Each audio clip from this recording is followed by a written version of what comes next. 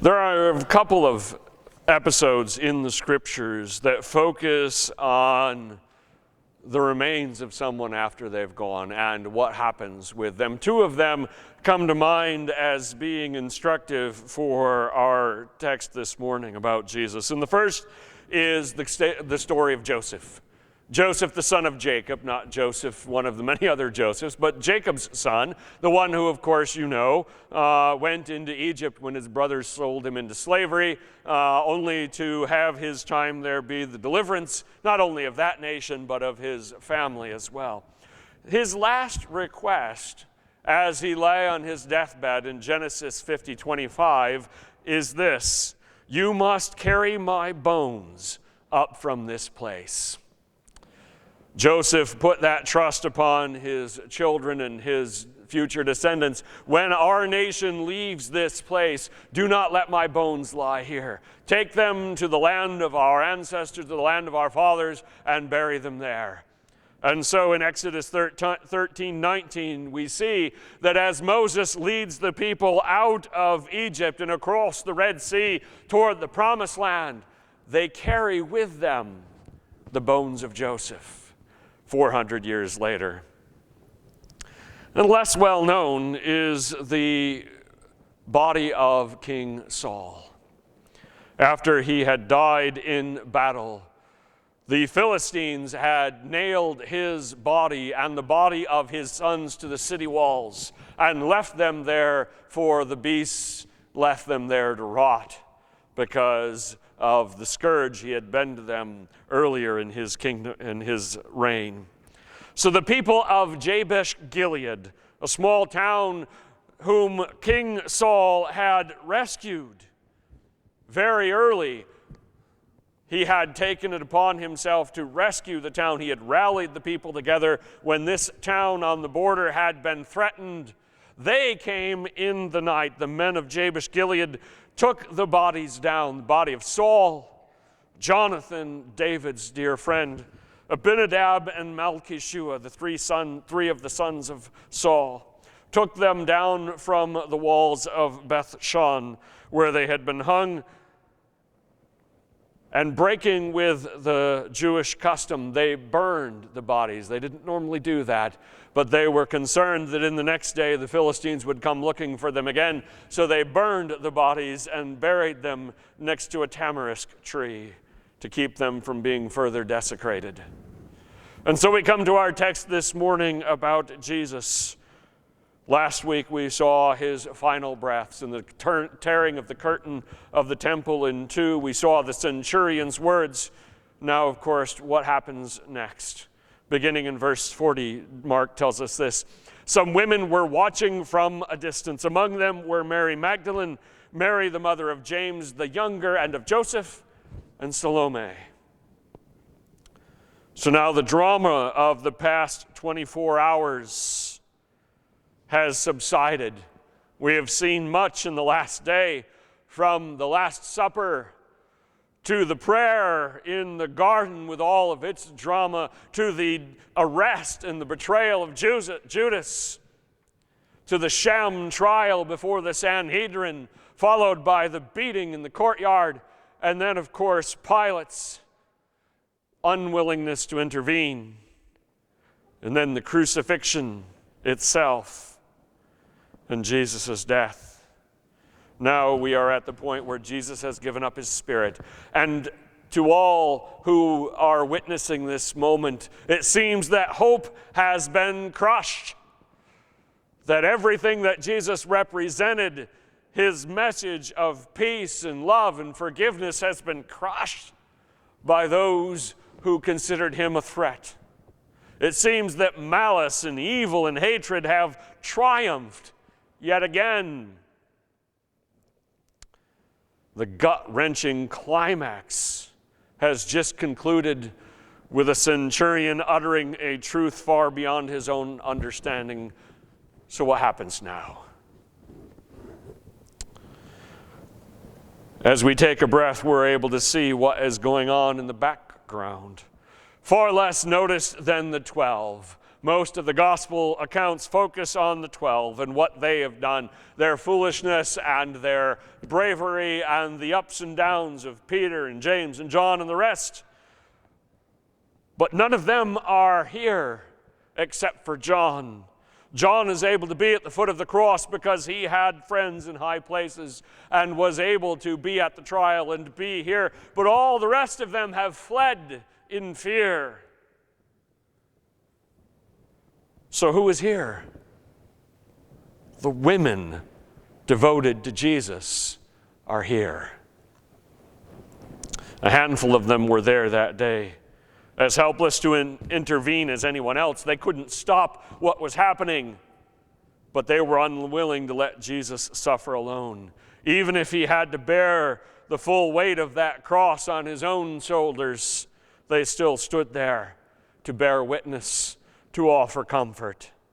Mark mentions 3 of them by name. Mary Magdalene, who Luke tells us Jesus cast 7 demons out of. Her story has intrigued Christians through the centuries, even though we know very little about it. The second Mary has a very common name. As you notice, there's so many of them here in our story. And her 2 sons did as well. We don't really know anything more about this particular Mary and that particular James and Joseph being such common names. Lastly, we see that Salome was there. She's the wife of Zebedee, the mother of James and the aforementioned John. Others were there that day too, we know, of course, including Mary, the mother of Jesus. So what about these women? In Galilee, these women had followed him and cared for his needs. Many other women who had come up with him to Jerusalem were also there. This verse reminds us that Jesus' public ministry, especially once it gained momentum and followers, was more substantial than we often imagine it or see it portrayed on screen. The 12 may have been front and center, but a large group, a significant group of women who were also disciples of Jesus were always there in the background. They took up a less glamorous role than the disciples, but one absolutely necessary for the work of sustaining Jesus physically, primarily by making sure that he and his disciples had something to eat each day. As Jesus walked around healing and teaching, overwhelmed often with people to heal and people that wanted to hear his messages, these women freed Jesus up from the average everyday need of figuring out, where am I going to stay tonight? How am I going to get clean clothes?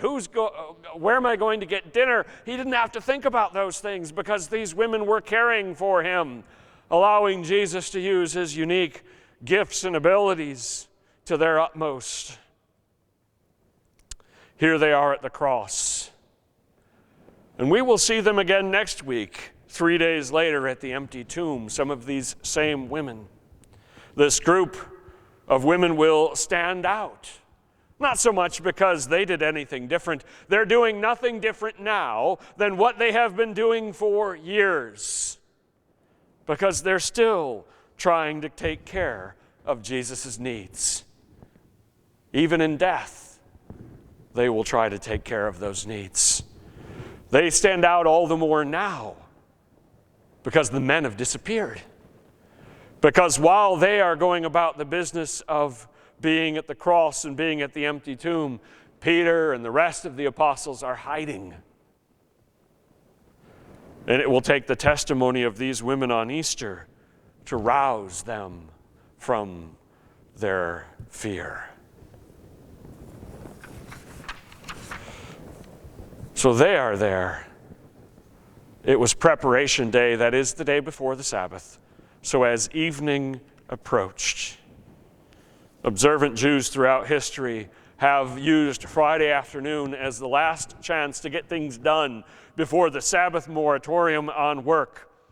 For the Jews, Sabbath is from sundown Friday until sundown Saturday. So Friday evening to Saturday evening in our way of understanding it. And so there are many things that have to be done in preparation, especially when the Sabbath is the start of a festival or happens during a festival as this one does. We know that the darkness that we talked about previously lasted until about 3 o'clock. And Jesus died shortly thereafter that. There are still then a few hours of daylight left. Haste, however, is needed. Because if it can't get done before Friday night when the sun goes down, it's got to wait 24 hours. So what is the haste? Before we get to finding out what is done in haste, I want to share with you something culturally that is of the same understanding. And this is the basic plot of a play written by a Greek playwright named Sophocles, one of the most prolific playwrights of the ancient world. He wrote 120 plays, only 7 of which have survived antiquity. Sophocles lived in the 5th century BC. And though he's writing from a Greek cultural and religious perspective, his ideas and his attitudes are fairly similar to those throughout the ancient Near East. So let me tell you what he wrote. He wrote a play called Antigone. This is the 3rd play in his Oedipus trilogy. Oedipus is her father. He is a tragic figure in these plays because Oedipus cannot escape his fate. When he is born, his father, the king of Thebes, is told, "Your son will one day kill you." And so he took his son out into the countryside and left him there to die. He didn't want to kill the child, lest that bring judgment upon him, but he left him exposed to die. Of course, he was saved by a shepherd who raised him as his own. And then when Oedipus grew up, he saw his father. They met each other on the road. And his father insulted him, and they quarreled. And Oedipus killed his father, not knowing who the man was. After which he married his mother unwittingly and had this daughter, Antigone, and another daughter and 2 sons. That's the first part of the story. Of course, it ends with Oedipus finding out the truth and gouging out his own eyes. The Greeks had some interesting way of telling stories. In Antigone, her brother Polynices is fighting against her other brother, Itocles, yeah, these names are sometimes fun, and their uncle Cleon, who had usurped the throne. Her brother Polynices dies in battle, and her uncle Cleon refuses to allow him to be buried. And that is the crux of the story. That is a grave cultural and religious insult in the Greek way of seeing things, and it would have been for Jews as well, for Egyptians, for Babylonians, for Romans, for any of them. If you refuse someone proper burial, you don't do that even to your enemies. That's just not right. Polynices had another sister named Ismene, and she was fearful of her uncle, and she did nothing. But Antigone would not let that stand.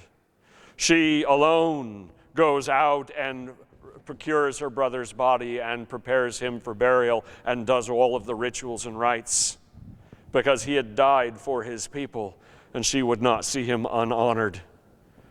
However, she is caught, and her uncle Creon orders Antigone buried alive in a tomb, sort of an ironic punishment.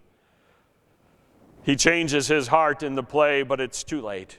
When they come and unseal the tomb, she's already dead. She hung herself and dies tragically as a tragic hero. And you're thinking, that is a disturbing and sad story, but that's a Greek tragedy. Not much different than those of Shakespeare, if you think about it. What's the moral of that story? Very simply, do the right thing no matter the cost. It was the proper thing to bury Polynices with honor, and no matter what the law said, no matter what the fear of punishment was, Antigone was a hero because she did it, even though it cost her her life. So let's see the parallel in our text this morning.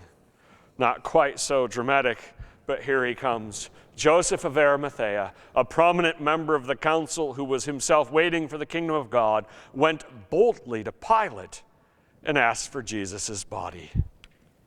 Joseph was a man of wealth and influence, being one of the 70 who, along with the high priest, were responsible for safeguarding Judaism.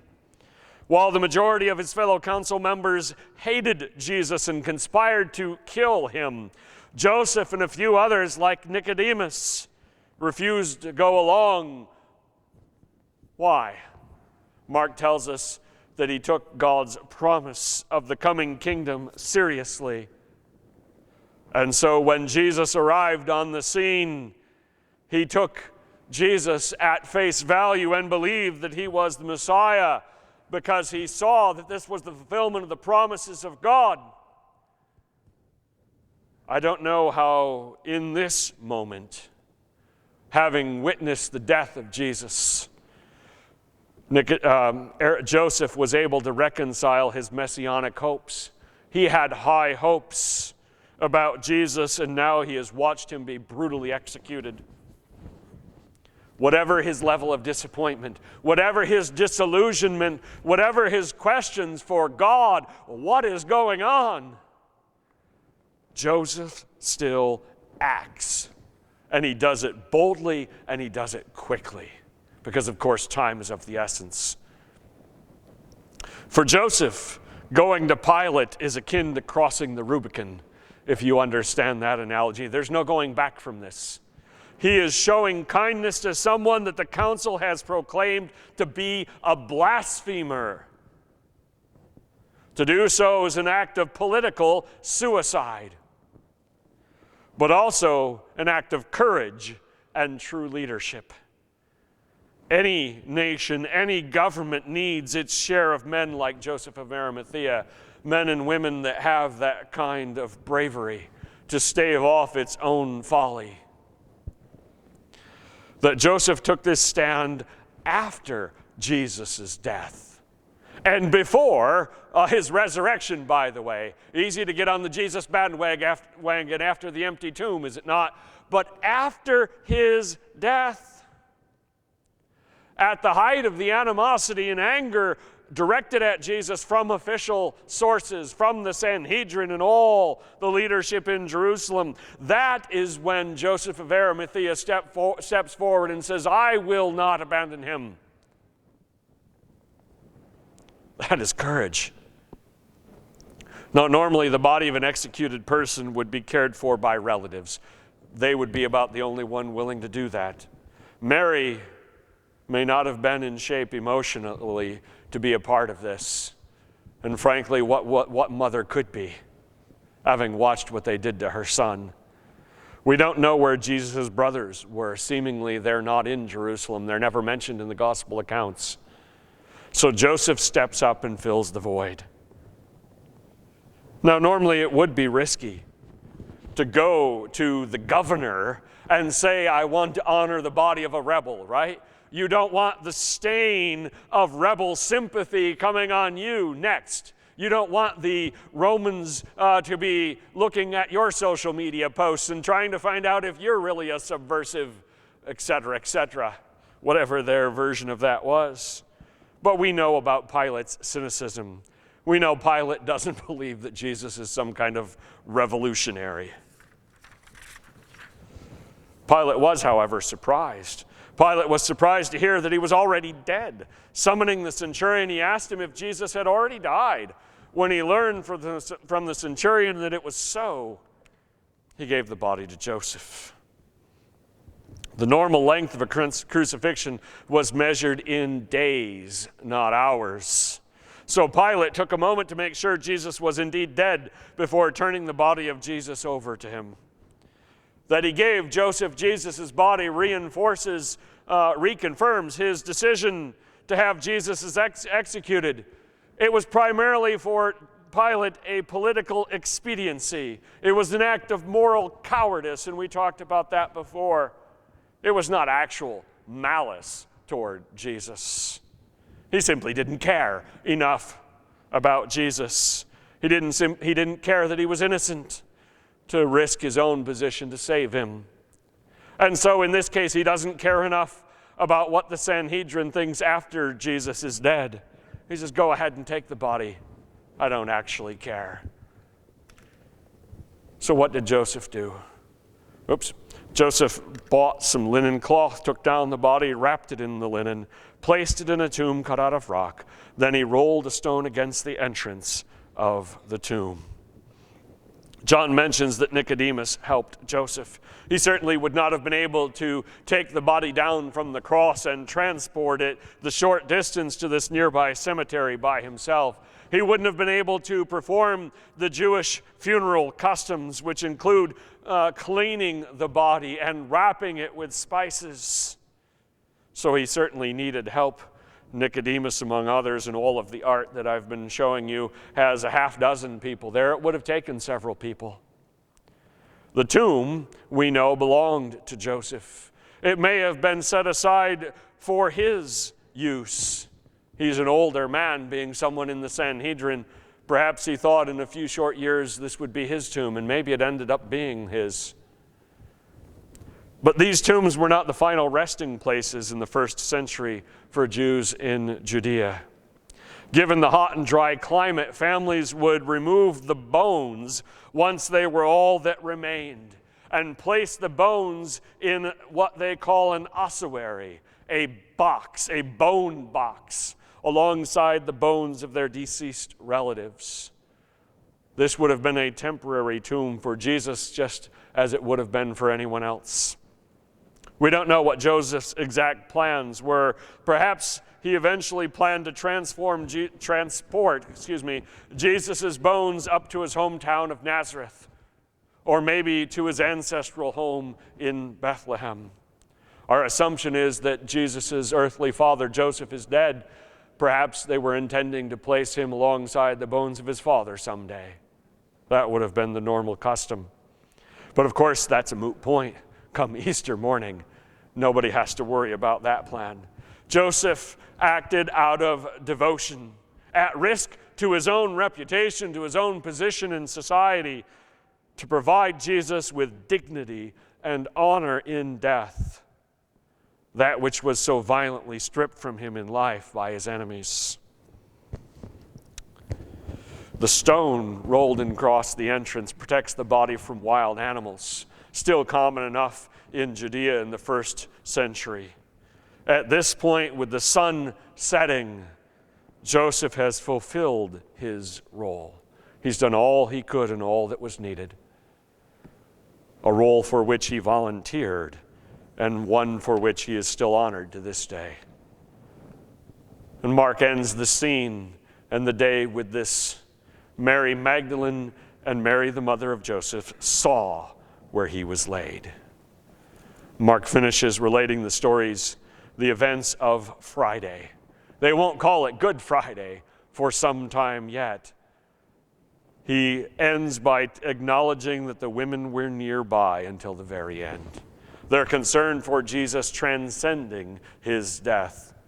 And now they are focused on fulfilling one last act of devotion when they plan to return here to the tomb after the Sabbath.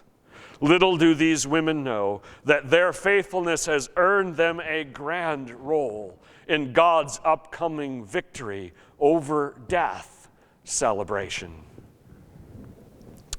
And so what do we take as lessons from the burial of Jesus? 3 thoughts. Number 1, the women devoted to Jesus are less well known than the men, but they were crucial to his gospel ministry. And that absolutely remains true in the church today. Secondly, Joseph was powerless to stop Jesus' execution, but that didn't stop him from being brave enough to ensure that Jesus' body was treated with dignity in death. And then lastly, unlike those living through this, unlike Joseph and Nicodemus and Mary and the rest of those witnessing this, mourning for Jesus, this story is not the same for us because we know what is to come.